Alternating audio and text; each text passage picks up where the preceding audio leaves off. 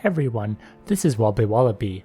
The OnePunchMan collab has finally arrived in Ragnarok Mobile. It is currently available in the China beta test server, so this is just a sneak peek. I was really hoping that Saitama would feel strong like in the anime, and I was very pleased with the results. Being able to one-shot bosses is a ton of fun, and seeing large numbers show up is great too. I think this is what a OnePunchMan game should be like. How good are Saitama's skills, and how well does it perform in boss hunting?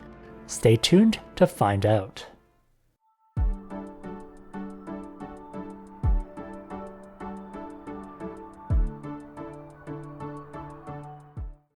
The login screen has this wonderful OnePunchMan graphic. This will let you know that the collab has finally arrived.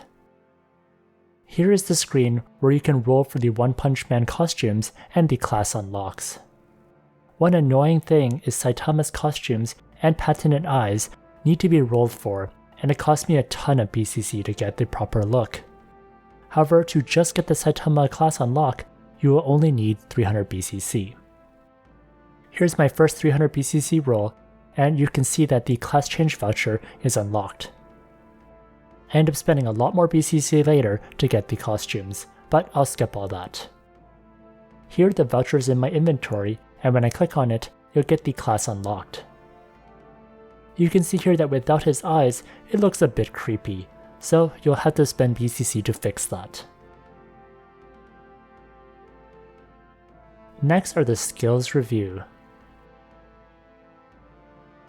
Thanks to Team Leaks for the skills translations, which I've used in this video. I'll put a link to their document in the description.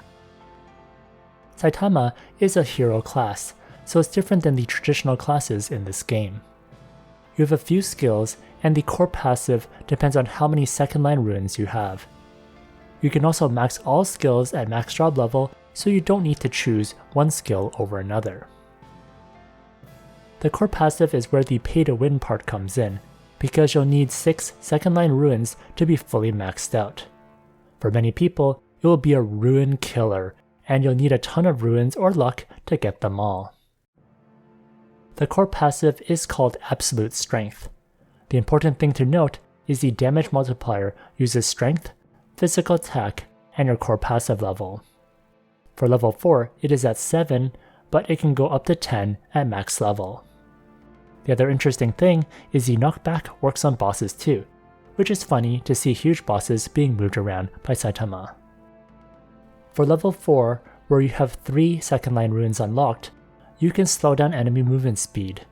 This is more useful for PvP than for PvE. For level 7, when the target hits the obstacle, you'll deal more damage. This is where the knockback is important. Next is the skill Dual Focus.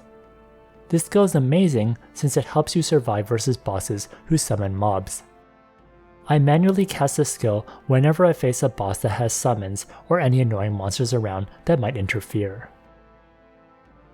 Next is the skill Consecutive Punch. This attack is fantastic. Saitama has a normal auto attack punch that already does a ton of damage, so this is another great source of damage. I will add this skill into my auto attack bar whenever I cannot one-shot a boss, since it adds a lot of great DPS. Next is Justice Execution. This is Saitama's insane one-punch skill.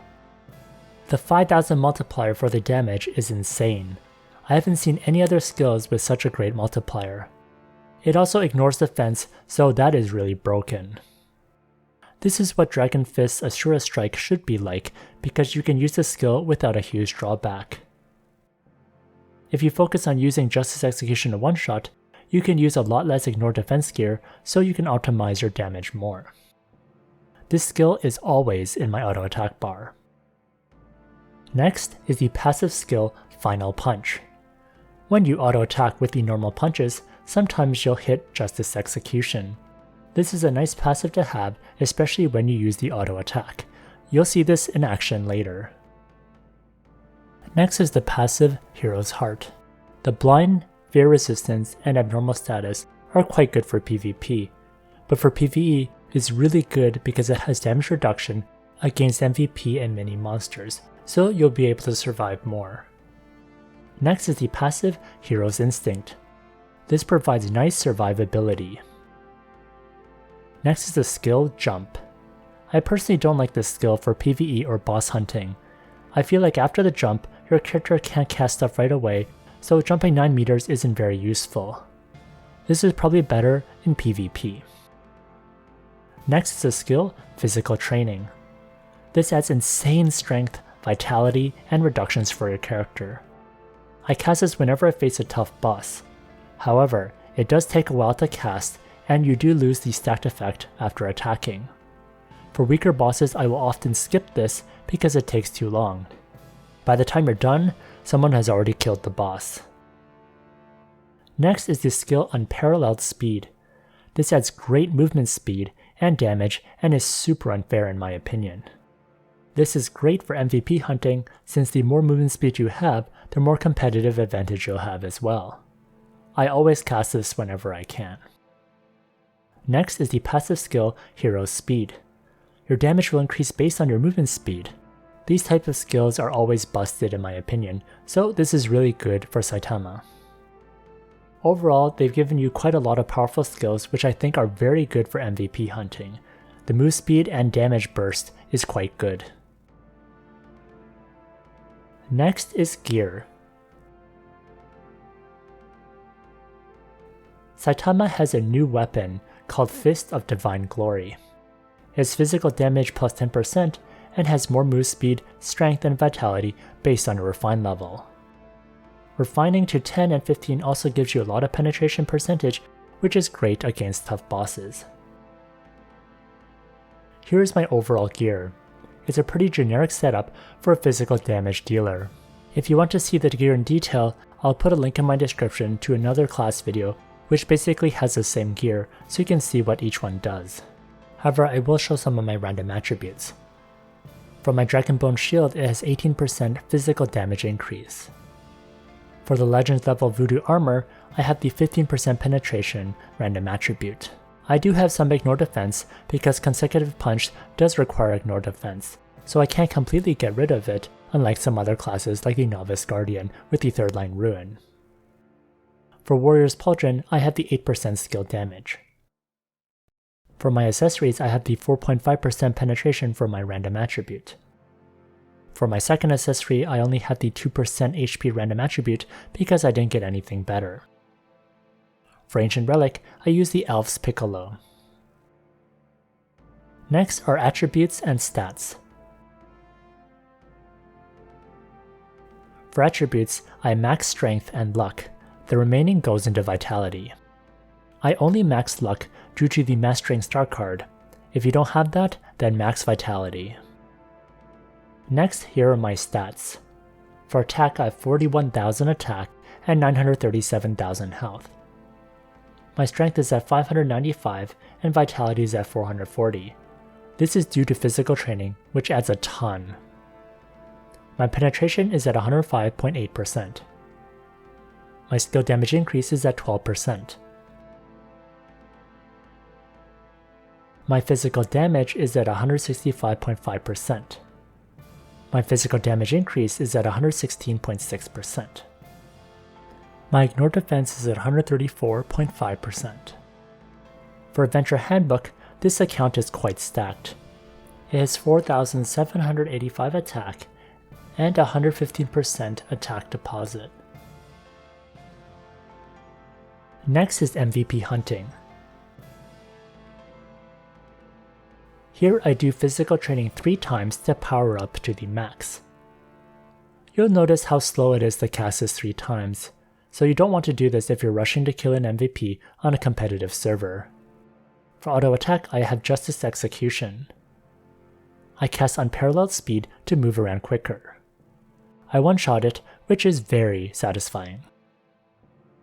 Next I hunt for Hermes. Since I used the attack before, I have to do physical training again, and you can see this is quite tedious to do. You'll have to test whether you can one-shot the boss without it, so you can avoid casting this when you don't have to. I finally find him, and it's funny seeing Saitama go from the gunslinger's motorcycle to punching Hermes in the face to death. Next is the Dumbla. Here I have consecutive punch and justice execution on auto attack. Unfortunately, consecutive punches comes out first, but I'm still able to pummel this boss to death. The animation is quite well done for this as well. Next I deal with Devil Squid. I hit the tentacle with my normal auto attack. You'll see that after a while, the passive skill Final Punch will activate, which causes the dramatic justice execution to be procced. This normal auto attack is great versus MVP shields for high-end MVPs.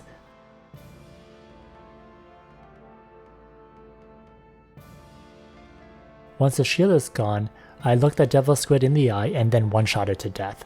This is one of the bosses I find most satisfying to one-shot in the game. Now, I showed a lot of one-punching, but how about some lower-end bosses that can take lots of hits? Here's Hillwind for example, it can take lots of shots. So even though Saitama is very strong, you'll still have some bosses that you can't one-punch with the justice execution. The same is true for Poitata. I use consecutive punch and justice execution in my auto attack.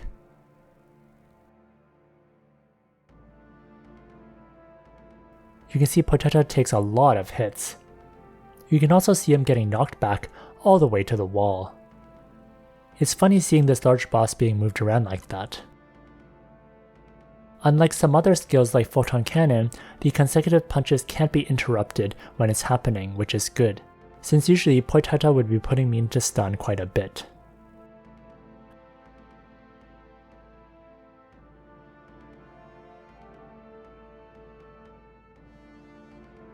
Finally, it goes down. A worthy opponent. Next I fight the cat. I do use the skill Dual Focus this time, so I don't need to deal with its summons. The cat does take a long time to kill, so it definitely doesn't have the power to take down the cat like a Wataru can. Versus Seed, I had some decent results too. I couldn't one-shot it, but the 2 justice executions should have been enough. With the same type of deposits, you can one-shot Seed with Lightbringer or Wataru, so just a heads up that justice execution isn't so broken that it can outscale those other type of skills. If it could, then it would be really broken. Finally, what happens if you just use justice execution in your auto attack? The cooldown is quite dreadful. Here Taugonka gets hit, but the time between casting is so slow. This is why I recommend putting the consecutive punches in your auto attack for any bosses you can't one-shot. Otherwise you're wasting a lot of DPS waiting on the justice execution to be refreshed. Well, there you have it. I hope you learned a lot about this new class and understand more about Saitama's skills. I'm looking forward to when this comes out on Global. If you enjoyed this video, please like, comment, and subscribe.